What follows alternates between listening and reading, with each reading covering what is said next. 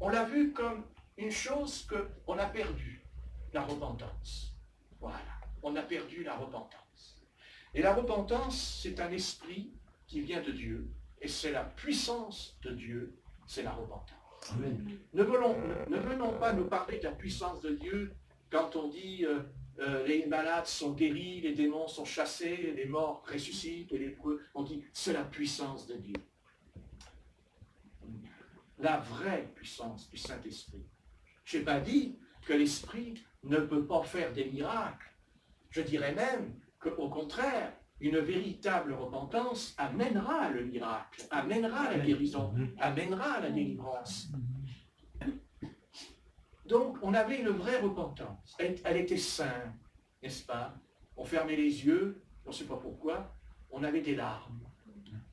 Des larmes. Elles sortaient tout seul. On priait pour quelqu'un, on pleurait. On pleurait. Eh oui, on pleurait, carrément. Alors moi je pleurais pour le salut des pécheurs. Beaucoup. Ah ouais, je pleurais. C'était pour ça qu'il y a eu 5 de sauvés d'ailleurs, parce que je pleurais justement. Ben oui, je sais pas. Vous savez, le Saint-Esprit nous ramène des fois. Attendez, je ne suis pas nostalgique ce soir, pas du tout, parce que la nostalgie, ça ne vient pas du Seigneur. Non, je parle de quelque chose où le Seigneur dit quand même, il y a une église, rappelle-toi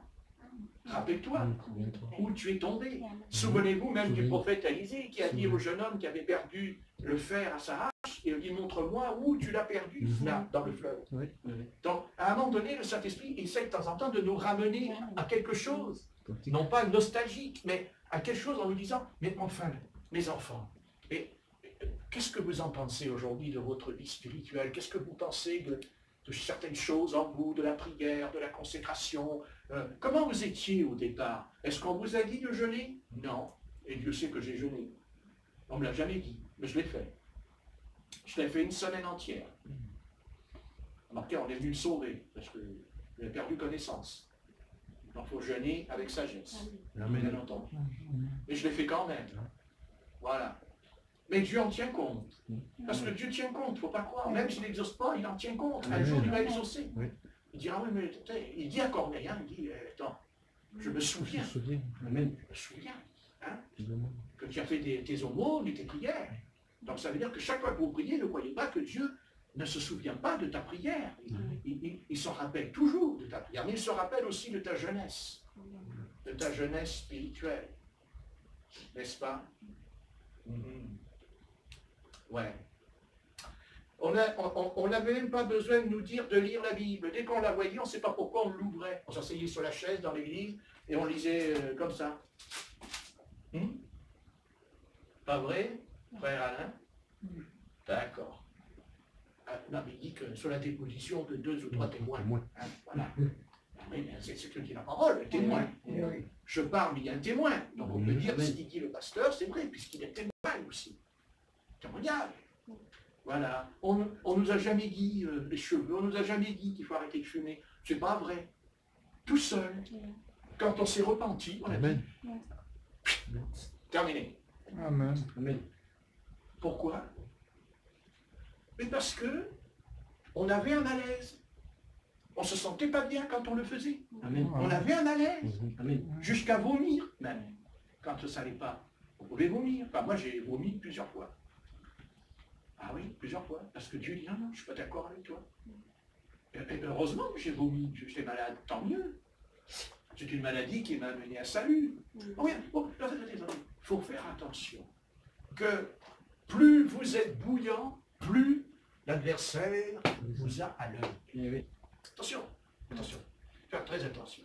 Et c'est pour ça que j'insiste.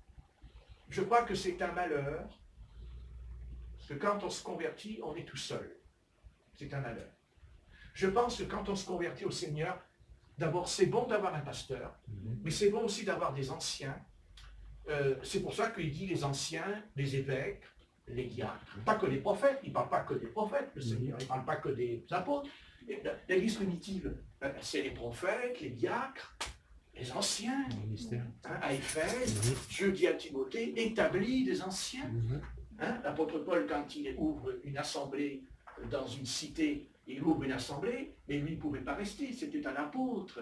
Il est appelé à voyager parce qu'il était un missionnaire. Alors il fait comment? Alors, il établit les anciens. Et quand on est jeune dans le Seigneur, c'est bien d'avoir un ancien. Parce que même si on est un peu foufou, l'ancien il dit bien, je vais te faire une piqûre.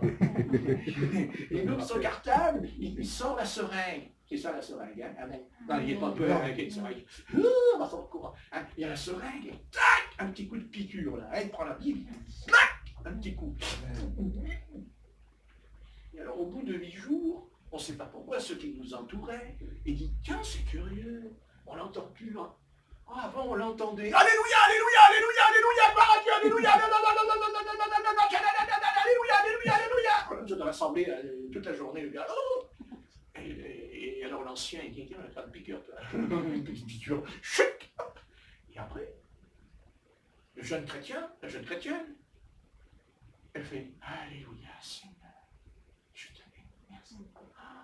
Merci. On l'entend plus. Mais elle a changé à l'intérieur. Elle a changé parce qu'on en a trouvé tellement.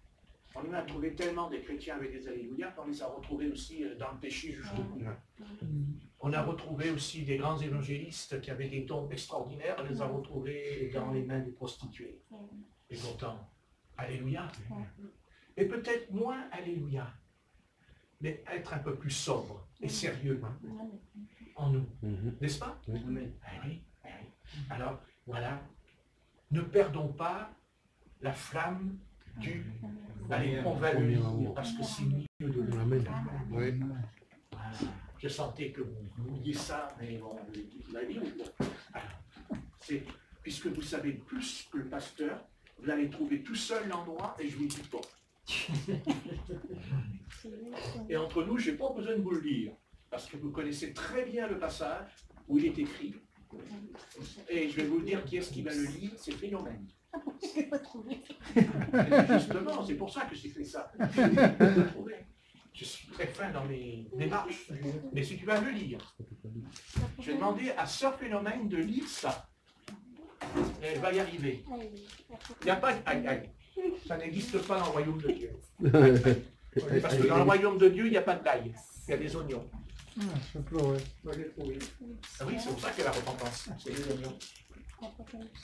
Alors, Apocalypse chapitre 2. Ah bah oui, mais ça c'est le double salaire. Hein. Alors, n'est-ce pas? On va lire verset 4. Apocalypse 2, verset 4, et c'est le phénomène qui, pour le dernier, presque le dernier jour de l'année, de l'an de notre ère, en 2019. Ah oui, je vais déjà être en 2020, moi. Voilà. Vas-y, phénomène. Oui. Mais ce que... Fais silence, pour qu'on l'entende. Mais ce que j'ai ce que j'ai contre toi, c'est que tu as abandonné ton premier amour. Voilà. Et ça, c'est la phrase qui a été dite avant toutes les églises qui se viennent derrière. Parce que cette phrase, nous, les humains, on l'aurait peut-être mis à la fin. Vous comprenez? Après tout ce que le Christ a dit, cette phrase aurait pu être dite quand tout est terminé. Non, elle est dite au départ. Et si on veut chercher la faille, la chute de l'Église primitive, elle vient de ce texte. C'est que tu as abandonné. Il n'est pas dit que tu as perdu. Il n'est pas dit que tu as perdu. Il dit que tu as abandonné. Non, parce que si tu as perdu, ce n'est pas de ta faute. Parce qu'on peut perdre quelque chose sans faire exprès. Ça vous est déjà arrivé de perdre. Hein? Mais non, il ne dit pas que tu as perdu. Il dit tu as abandonné. C'est pas pareil. Ça veut dire que c'est volontaire. Tu as abandonné la lecture de la Bible. Tu as abandonné la prière. Tu as abandonné l'assemblée. C'est ce que dira l'apôtre Paul. Il dit n'abandonnez pas votre assemblée. C'est ce que dit l'apôtre Paul. Attention, c'est lié à ça. Vous voyez? C'est voilà. Et je pense que ce qui fait beaucoup souffrir le Seigneur, ça c'est sûr, c'est qu'on l'a abandonné. On l'a abandonné. Et quand on abandonne le Seigneur, qu'est-ce qu'on fait? On lui tourne le dos. On lui tourne le dos. Souvenez-vous du jeune homme riche. Quand il a dit, le Seigneur lui parle et il dit, mais moi j'ai observé toute la loi. Tout, et c'était vrai. Car il est dit, le Seigneur l'aima. Mais il tourne le dos. Il tourne le dos. Il s'en va. Et c'est ça qu'il ne faut pas faire. Ne jamais tourner le dos au Seigneur. Jamais. Parce que ça, c'est terrible. Ça, c'est terrible. Ça, c'est terrible. Ça, c'est terrible. Donc, on a abandonné cet amour qu'on avait au début. Alors, qu'est-ce qu'il faut faire pour le retrouver? Il dit, verset 5, « Souviens-toi donc d'où tu es tombé. » Voyez? Souviens-toi, dit l'ange à l'église d'Éphèse. Souviens-toi d'où tu es tombé. Donc, il faut réfléchir et dire, mais à quel moment je suis tombé? Quand est-ce que je suis tombé? Quand est-ce que j'ai perdu cet amour, ce premier amour? Parce que c'est amour. Voilà, j'ai perdu cet amour. C'est grave. C'est très grave. Très grave. Et quand vous connaissez des croyants qui ont connu le Seigneur, ou même qui ont pris le baptême, ou même qui ont été baptisés, même dans le Saint-Esprit, ils abandonnent le Seigneur. Parce qu'ils n'ont plus d'amour pour lui. Parce que l'amour, cet amour est parti. Cet amour les a quittés dedans. Ils n'ont pas compris ça. Ils n'ont pas compris cette affaire.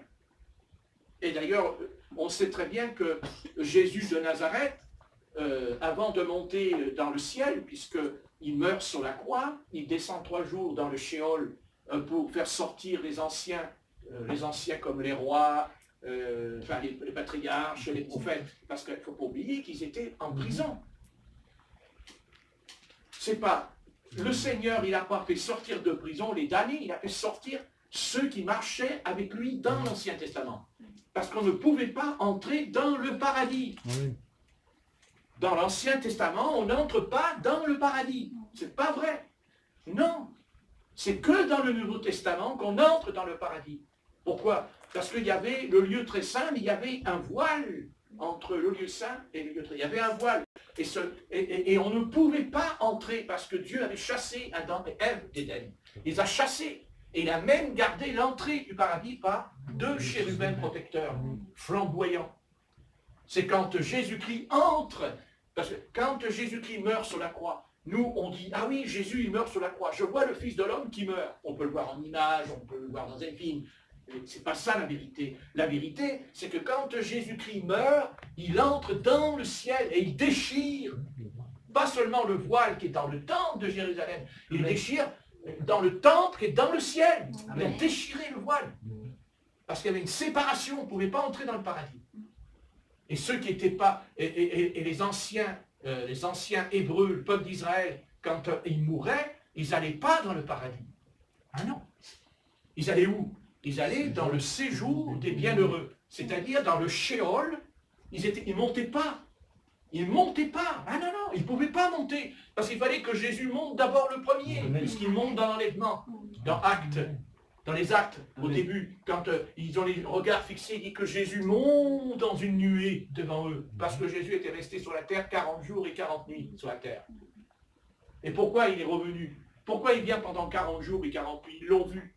Non plus dans son corps humain, mais dans un corps glorifié, dans un corps céleste. Il traverse les murs.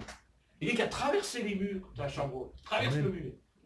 Mais on ne peut pas traverser les murs, nous. Ah, franchement, on n'est pas un fantôme. On a traversé le mur. Mais quand Jésus traverse le mur, il dit « Paix mes agneaux, paix mes brebis. » Amen. Et puis à un moment donné, il parle au sujet de Jean.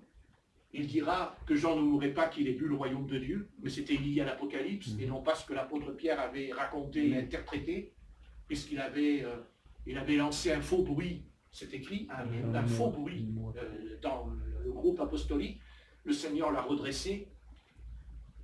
Et il va dire une chose, le maître. Et c'est important. Vous voyez, on sait que le Seigneur aimait beaucoup Simon-Pierre. Il l'aimait beaucoup. On sait aussi que, Simon-Pierre, il était amoureux du Seigneur Jésus. Ça, c'est certain. Ça, c'est sûr chez lui, c'était terrible. Il l'aimait, vraiment. Bon, il aimait tellement qu'il a dit, je vais mourir pour toi, avec toi. On va mourir tous les deux. On va mourir tous les deux. Il dit, Seigneur, je vais mourir avec toi. Ah, les apôtres, ils ont dû regarder, qu'après ils l'ont dit eux aussi ensemble, plus tard, dans une autre circonstance. Mais là, il dit, je vais mourir pour toi. Le Seigneur lui dit, le coq n'aura pas chanté 3 fois que tu m'as déjà renié 3 fois. Non, non, non, non, non, non, jamais. Après, il dit, je mourrai pour toi. Le Seigneur lui dit, oui, tu mourras, mais plus tard. C'est écrit. Il a dit plus tard. Il n'a pas dit qu'il ne mourrait pas quand même. Il a dit, mais tu vas mourir pour moi, t'inquiète pas. Je m'occupe de ta peau, moi, tu vas voir. Tu vas mourir. Mais tu vas mourir, t'inquiète pas. Mais pas dans l'état où tu es. Pas dans l'état où tu es. Parce que si tu meurs pour moi maintenant, dans l'état où tu es, t'as pas fini de te glorifier. Hein. Ah, t'as pas fini de te glorifier. Déjà que tu pétais sur le lac, là, quand tu marchais sur l'eau, là, alors là, tu te sentais plus. Hein, tu marches sur l'eau. Ben oui, il marchait sur l'eau, le gars. Hein. Il y a Jésus de Nazareth qui marche sur l'eau, mais il y a quand même Simon-Pierre qui marche sur l'eau. Hein. Les autres, ils n'ont pas marché sur l'eau. Il n'y en a qu'un. Dans l'histoire de l'humanité, il y a un homme qui marche sur l'eau. Pas marcher sur la lune, c'est sûr. Bon, mais il était un peu dans la lune des fois. Passons. Donc, voilà, il marche sur l'eau. Il marche sur l'eau. Il était content, l'apôtre Pierre, quand il marche sur l'eau. Hein?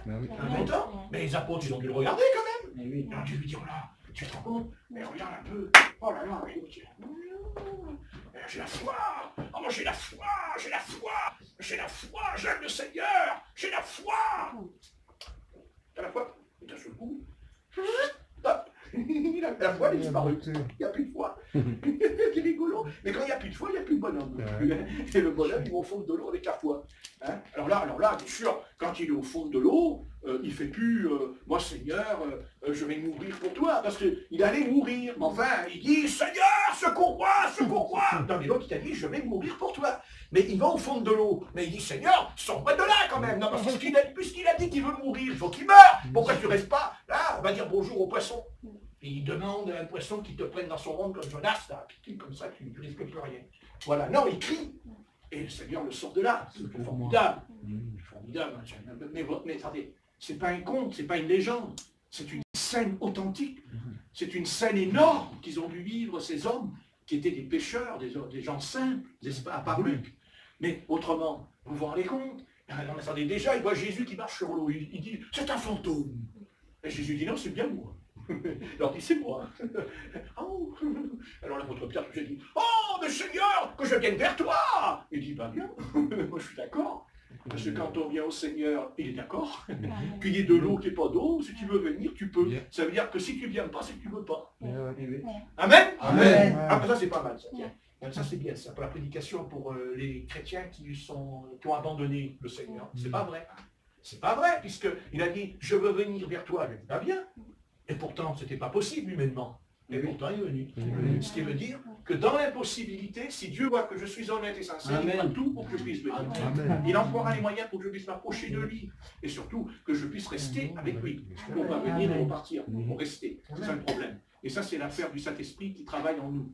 Et qui va nous forger et nous équilibrer pour rester avec lui, malgré les épreuves et les douleurs de l'enfantement. Mais en attendant, il marche. Non, mais vous vous rendez compte la scène, hein? Vous vous rendez compte?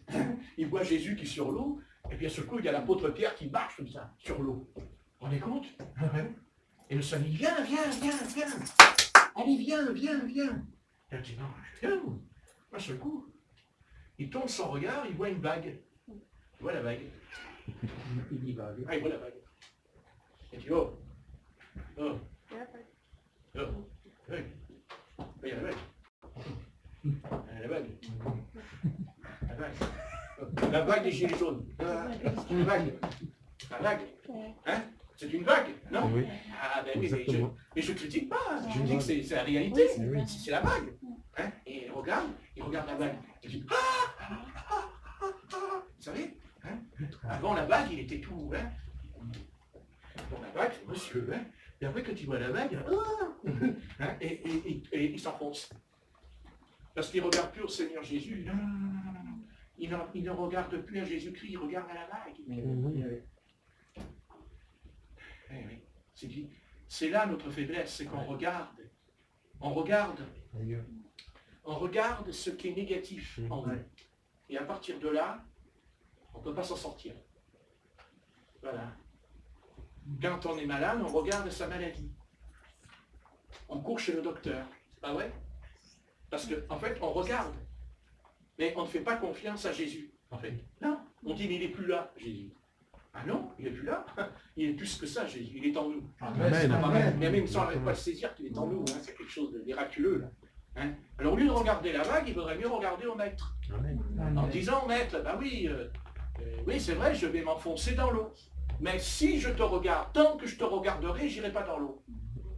J'irai pas dans l'eau. Pourquoi? Parce que c'est le regard qui fait. Non, Jésus, c'est pas un voyant, c'est pas un médium. Jésus, il ne fixe pas l'apôtre Pierre dans les yeux en lui disant « Regarde-moi, regarde-moi, regarde-moi, allez, hein, regarde-moi, si tu ne regardes pas, tu vas tomber, regarde-moi, regarde les yeux, regarde les yeux. » Voilà, et Jésus ne fait pas « Ouh, ouh, ouh, ouh, ouh. » Hein? Non, non, non, non, non, non. Le regard que Jésus demandait à l'apôtre Pierre, ça s'appelle les yeux de la foi. Amen. Voilà, c'est ça, c'est la foi. Parce que la foi, elle a des yeux. Ah ben oui. Et l'incrédulité aussi. Elle a des yeux. Donc, il faut que je fixe mes yeux sur la promesse. Sur une promesse. Et c'est ce qu'a fait Abraham. En fait, c'est ce qu'il fait. Abraham a tenu le coup, malgré toutes les preuves qu'il ne pouvait pas avoir d'enfant, parce que, écoutez, Dieu fait une promesse à un homme que tout est impossible. Tout est impossible. Avec lui, tout est impossible. Ah, c'est pas possible. Il lui dit, tu auras un héritier qui sortira de tes reins, de tes entrailles. Il dit, ah bon? Et comment? Sarah, ta femme, elle aura un enfant. Ah non. Ô Éternel, je sais que tu m'aimes et que je t'aime, mais nous nous aimons tous les deux. Mais écoute, ne me raconte pas. Ma Sarah, ma petite Sarah, elle va avoir un enfant. Mais Seigneur, écoute, enfin, Seigneur. Oh, non, j'aurai un enfant. Oh, Seigneur. Oh. Bon. Pas d'enfant. Pas d'enfant. Comme il avait une épouse chérie qui l'aimait tant bonne, il lui a dit, mon chéri, tu me fais la peine. Écoute, il y a notre petite servante, petite égyptienne. Elle dit, t'as pas tort. C'est parce que finalement Sarah, elle s'est dit, bon, il y a quand même de temps en temps un petit coup d'œil sur elle. Là-dessus, excusez-moi. C'est pas parce que, attendez, c'est parce que une femme, elle dit à son mari, tiens, vas-y. Attendez, c'est pas vrai parce qu'elle était jalouse après. Mais elle avait compris que tous les deux, parce que d'ailleurs c'est Abraham qui l'a fait remonter de l'Égypte, je le signale, Agar. S'il n'avait pas été en Égypte, il n'aurait pas récupéré. Ça, je vous le dis tout de suite. Ah ben non, il l'a fait remonter, c'est écrit. Il est reparti avec eux.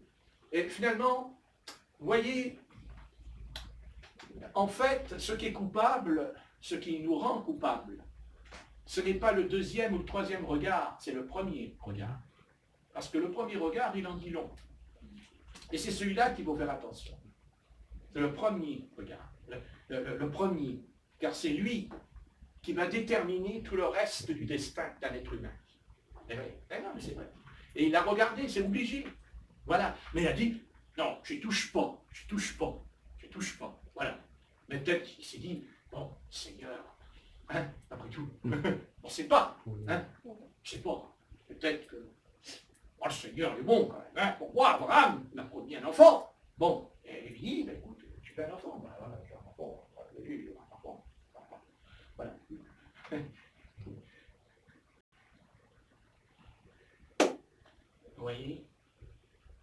Vous voyez l'incrédulité, ce que ça produit. Qu'est-ce que ça produit, le doute? N'est-ce pas? Et en fait, faut pas croire, mais il a cru hein, que c'était bon. Oui. Ah non, mais attendez, il a cru que c'était bon. Hein. C'est parce que le Seigneur va faire le contraire après dans la maman et dans le garçon. Hein. Parce qu'il a cru, il a même fait circoncire. Parce que quand on parle de circoncision, je suis désolé, c'est pas un juif qui a été circoncis en premier. Il le circoncis et il aime Ismaël. Il est très attaché à Ismaël. Il est très attaché à lui. Mais le Seigneur, l'Éternel, le Seigneur de Tout-Puissant Seigneur, il lui dit, ouh, Abraham, j'entends rien. Je sais pas, j'ai les oreilles bouchées. Et qu'est-ce qui te bouche les oreilles? Ismaël, Agar. Ouais, bah ouais. Mais le Seigneur va lui dire non. Eh ben non, c'est pas lui. C'est pas lui? Non. Mais pourtant j'en ai eu un. Oui. Mais je t'ai pas dit Agar. Je t'ai dit Sarah, pas Agar. Peut-être que tu changes les noms. Tu appelles Agar Sarah et tu appelles Sarah Agar. C'est ça l'homme. Non? Il est tortueux l'homme. Et l'Éternel, il ne tord pas ce qu'il a dit. Elle est stérile. Dieu lui dit, c'est Sarah. Oui, mais elle est stérile. C'est Sarah, elle est stérile. Je suis malade. Je souffre, oui. Mais je peux te guérir. Ah oui, mais oui, je sais, oui, mais je peux te guérir. Je peux te guérir. Oui, mais elle est stérile. Je lui dis, chacun tu vas me le répéter ça. Hein, jusqu'à ta mort. Hein? Et puis un jour, il était en train de faire la sieste, les chênes de Mamré. Et il voit au loin 3 hommes qui arrivent. Et bien sûr, comme c'était un homme de Dieu qui était vraiment droit, c'est-à-dire que Dieu lui a donné le discernement au loin. Et il a dit, mais ça, c'est pas n'importe qui, c'est pas des hommes, ce sont 2 anges et l'Éternel. Il s'est levé, il a été voir Sarah, il prépare un chevreau et tout, et il va laver même les pieds, il en lave les pieds. Vous vous rendez compte? Et puis, voilà, et puis un seul coup, il y a un seul coup, il y en a un, c'est pas l'ange. Il dit l'Éternel. L'Éternel, il rentre sous la tente. Il rentre. Et alors, il dit pas, oh, il est joli ton tapis. Oh, il est joli ton meuble. Oh, il est joli. Oh, elle est belle ton armoire. Oui, il n'y a pas d'armoire à l'époque. Non, mais c'est vrai. Non, il dit pas ça. Il dit, l'année prochaine, ta femme, Sarah, elle aura un bébé. Sarah, elle dit, quand j'ai 90 ans, mon mari il a 100 ans. Il dit, je suis vieille. Elle dit, je suis vieille. Mais comment? Mais comment mon Seigneur aurait des désirs envers moi? Non, je qu'au désir. Et l'Éternel dit, non, l'année prochaine, à la même époque, elle dit, elle sera enceinte. Abraham, Sarah rit, et Abraham rit aussi, entre nous. Ah oui, ils rient tous les deux. Là, au moins, ils étaient unis, ce jour-là. Ils étaient plus désunis. Ah, parce que quand on rit ensemble, c'est bon signe. Alléluia! Alléluia! Ils rient ensemble. C'est bien, pour une fois, ils rient ensemble. Ils ne s'entendaient jamais, mais là, ils s'entendent. Voilà, ils s'entendent dans le sens du doute. Ils ne s'entendent pas dans le sens de la foi, en disant, mais qu'est-ce que l'Éternel nous dit? Ben, ça ne va pas. Pas du tout. Et alors, 1 mois, 2 mois, 3 mois, 4 mois, et d'un seul coup, paf! Sarah, elle dit, oh! J'ai grossi, oh! J'ai pris du poids. Et c'est peut-être que les femmes dans le camp, ils ont dit, mais qu'est-ce qui t'arrive, Sarah? Oh, mais Sarah, t'as rajeuni. Mais qu'est-ce que ça fait? T'as rajeuni. Oh là là, t'es toute jeune. Mais comment ça se fait que t'as rajeuni? Tu peux m'indiquer la plante? Quelle plante? Tu prends quoi comme plante? Aujourd'hui, qui prépare les plantes pour se sentir mieux, vous savez? Quelle plante que tu as pris? Ah, je n'ai pas pris de plante. Ah non, je ne sais pas, et puis, peut-être qu'elle avait envie de vomir, tout ça. Et Abraham, il dit, mais qu'est-ce que t'as, ma chérie? Qu'est-ce que t'as? J'ai mal au ventre. Oh, t'as mal au ventre. Je vais prier l'Éternel pour qu'il te guérisse. Éternel, guéris Sarah! L'Éternel lui dit, espèce d'imbécile. Tu n'as pas compris encore? Quoi? Ton fils, il est là. Et 90 ans. Eh oui. tout contre elle, tout contre eux, stérile, âgé, vieux, tout ce que vous voulez. Et Dieu dit, c'est là, je suis le grand Dieu. Amen. Je fais éclater ma gloire. Alléluia. Je vous démolis, vous les hommes, avec votre raisonnement impossible à comprendre chez vous. Puisque je l'ai dit. Oui. Si je suis Dieu, vous dites je suis Dieu, vous déclarez, quand vous priez, vous dites, tu es l'Éternel. Et quand Dieu fait quelque chose, on dit, on verra, c'est pas sûr. Voilà pourquoi dire l'Éternel. Hein? Puisqu'il est tout-puissant, c'est ce que dira Abraham. C'est lui qui dira, le tout-puissant, El Shaddai. C'est lui qui dira El Shaddai. Et Adonai, c'est lui. Et Dieu lui dira même, quand il apporte Isaac, il y a tout contre. Dieu lui dit, parce qu'après, c'est pas fini le programme. Elle tombe enceinte, elle a le gosse, alors Abraham, quand il voit Ismaël, il lui dit, va t'amuser au loin. Et là, il est avec son petit garçon. À tel point qu'Ismaël était jaloux, attention. C'était terrible dans le... Excusez-moi. Son péché a son salaire, n'est-ce pas? Comment tu vas voir, hein? Bon, oui, attendez. Lui, il voulait avoir les deux sans avoir d'ennui. Tu comprends? Mais oui, il dit, tu coules. Mais Dieu dit non, c'est pas comme ça que ça se passe. Ça se passe pas comme ça. Ça se passe pas comme ça. Et en fait, Dieu lui dit, écoute, tu vois, je vais encore même, je suis encore pire que ça encore. Je vais te foutre par terre. Ah bon? Ouais. Quand Isaac il sera grand, tu vas me le tuer. Oh là là, mais qu'est-ce que tu racontes, Dieu? Mais comment? Tu m'as dit, quand j'avais 75 ans, que tu donnerais un fils. 25 ans plus tard, j'ai ce fils. Et tu me dis que tu vas me le reprendre? Oui. Et c'est toi qui vas le tuer. Il ne va pas mourir dans un accident. Il ne va pas mourir par la main d'un ennemi. Mais toi, tu vas le tuer.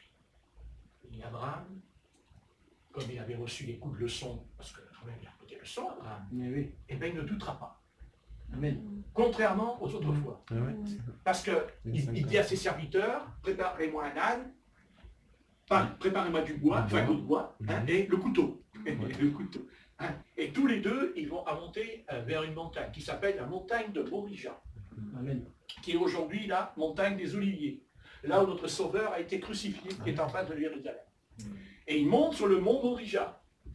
Et l'autre, le gosse, attendez, le gosse, et papa, t'as le couteau, t'as le bois.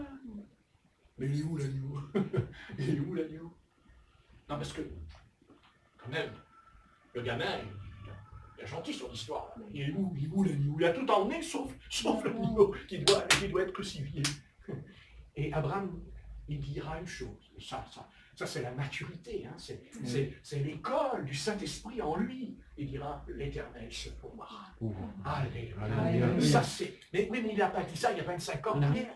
Il a fallu des années aussi la souffrance, l'expérience. Il a fallu qu'il passe par ce chemin. Mais à la fin, c'est beau. C'est beau à la fin. Amen. Il dit l'Éternel pourra. Et puis il ne s'est pas trompé. Il prend le couteau, il va tuer. Et Dieu lui dit, je sais maintenant que tu m'aimes. Amen. Il dit, je sais que tu m'aimes. Je le sais. Comme à nous. Jusqu'où on ira? Grande question. Jusqu'où on ira? Jusqu'où on pourra aller? Est-ce qu'on pourra aller comme Paul, on lui a coupé la tête? Est-ce qu'on pourra aller comme l'apôtre Pierre, crucifié sur une croix, la tête en bas? C'est pas si sûr ce soir. On ne sait pas. Mais Dieu peut nous donner la force quand ça arrivera. Je n'ai pas dit qu'on ne peut pas, mais ça nous remet en question même un peu de temps en temps de cette église moderne où tout est moderne. Hein? Et Abraham prend le couteau et dit allez, et au moment où il va... Qu'est-ce que dit Dieu? L'ange dit arrête! Elle dit arrête. Ah ouais, arrête. Et je crois qu'à un moment donné, dans nos vies, quand rien n'est compréhensible, tout est à l'envers, que l'on ne comprend pas, on ne comprend pas tout. Mais je sais une chose, que si on obéit et qu'on aime l'Éternel, Dieu dira aussi à l'épreuve, arrête-toi. Amen. Et dira à Satan, ça suffit maintenant, tu t'arrêtes. Comme avec Job, il a dit, tu cherches à me le perdre sans motif. Et Job a persévéré.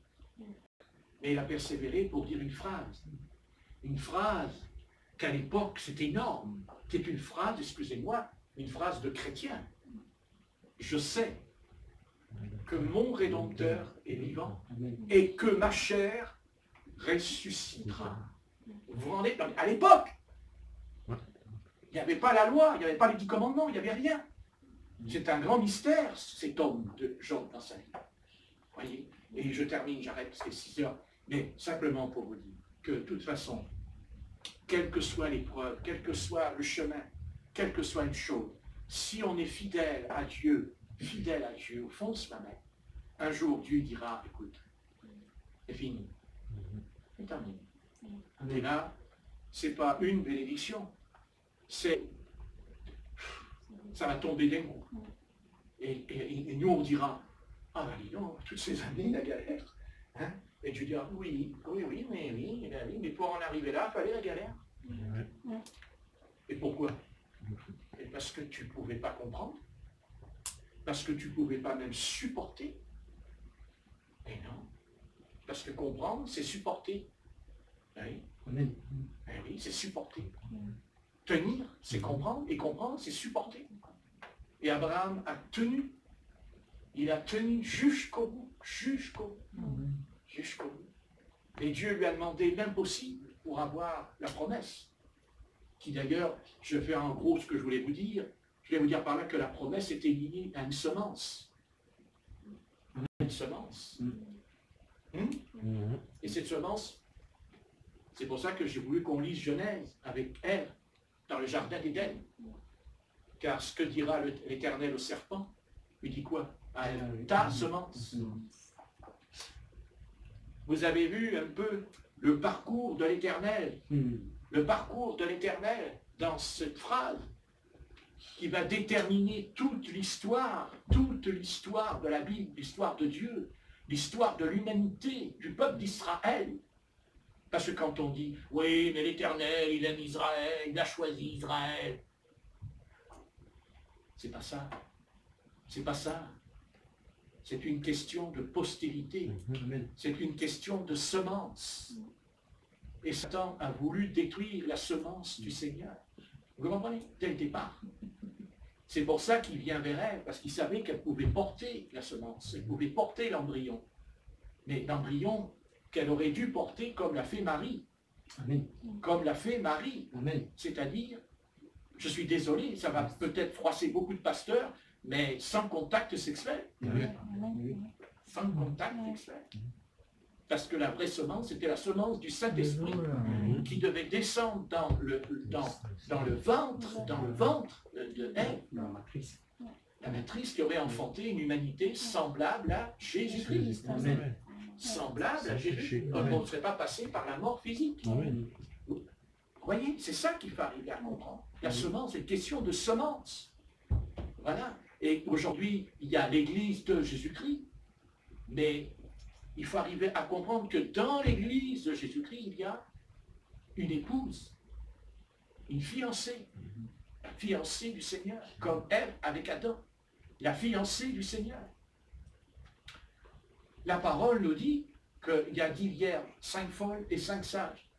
La parole ne dit pas que le Seigneur Jésus-Christ a rejeté l'Église dans son ensemble, puisque on sait très bien que les croyants qui ne seront pas enlevés dans le ciel resteront sur la terre et subiront la persécution, l'oppression de l'Antichrist. Ils mourront, c'est écrit dans l'Apocalypse, ils mourront, mais ils sont sauvés, ils ressusciteront même, puisqu'on les retrouve dans l'Apocalypse 7, on les retrouve.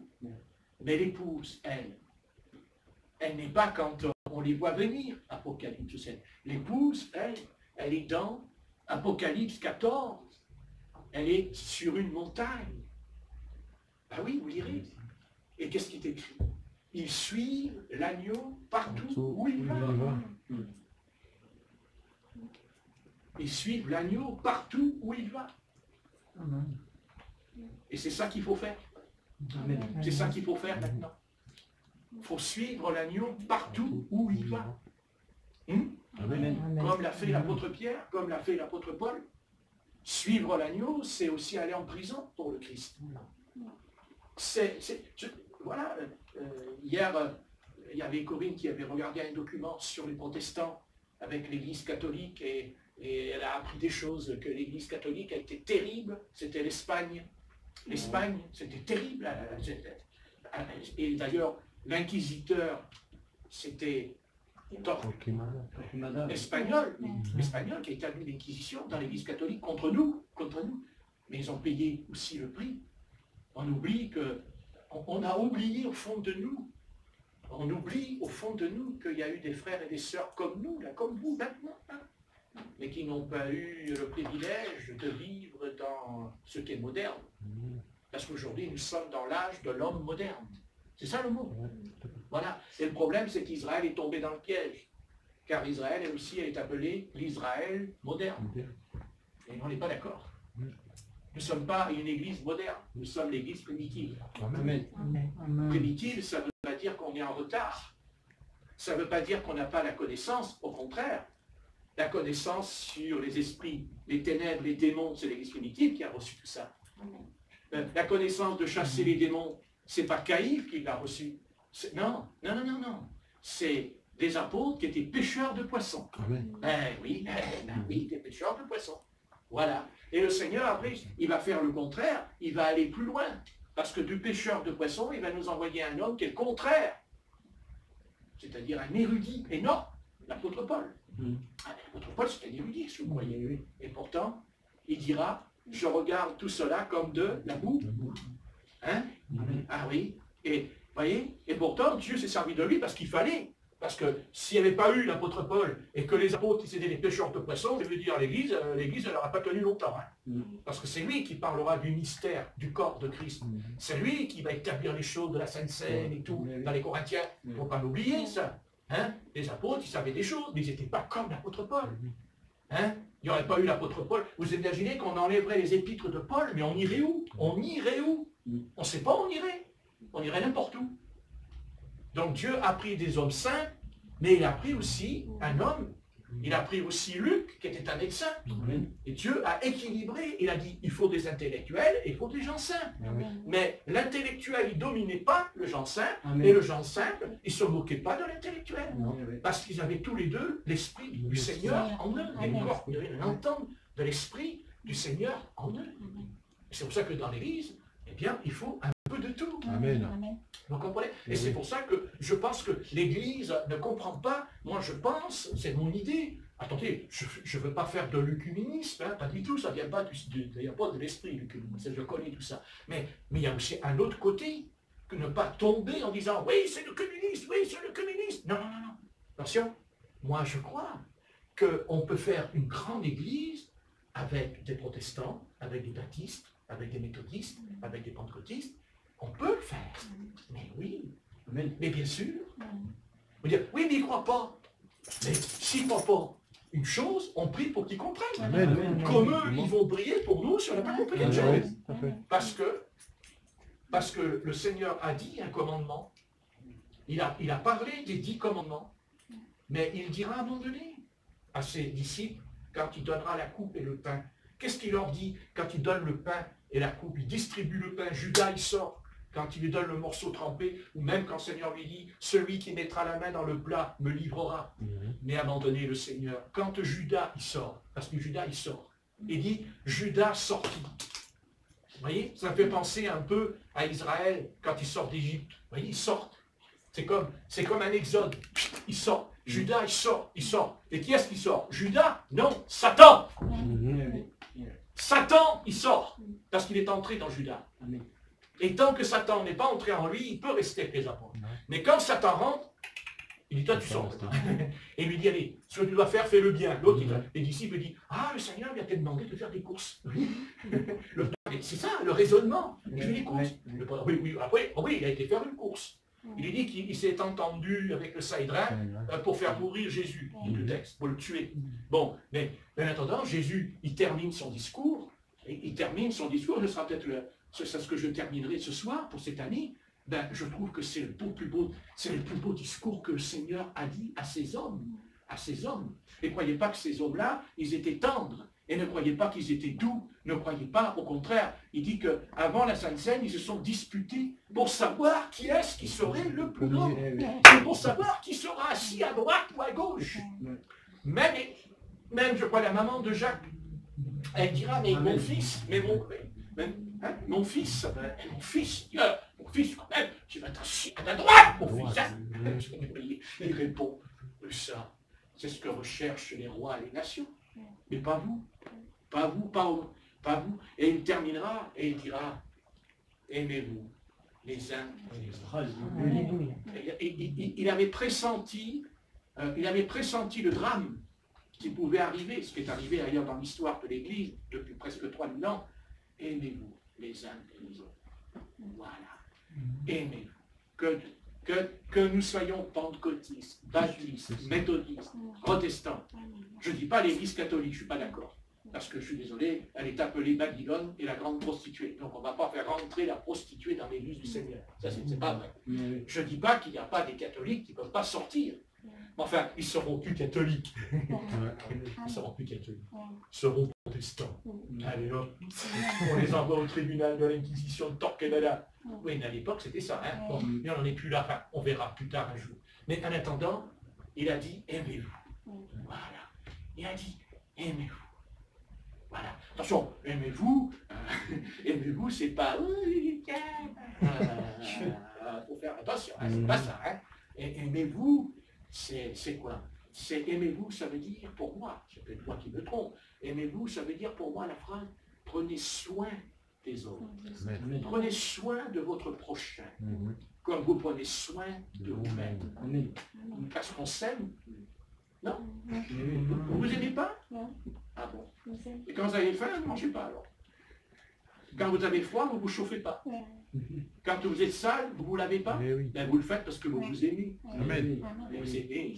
Alors aimez votre prochain qui a besoin de se laver, aussi d'avoir une brosse à dents, et shampoing pour les cheveux. Hein? Voilà. Hein? Et quand on est dans la salle de bain et qu'on voit le bon savon qu'on a acheté à la FNAC, qui sent très bon, on se dit, ah l'autre, son savon il est pourri, je m'en fous. Eh bien ça c'est pas bon. Ça c'est pas bon. On doit penser à ça. Écoute Seigneur. Et là le Seigneur dans la journée, il vous envoie quelqu'un. Et il vous dit, oh mon Dieu, j'ai un savon il y a 4 ans. Il ne faut pas dire ça à Corinne, s'il vous plaît. Corinne, pas d'accord.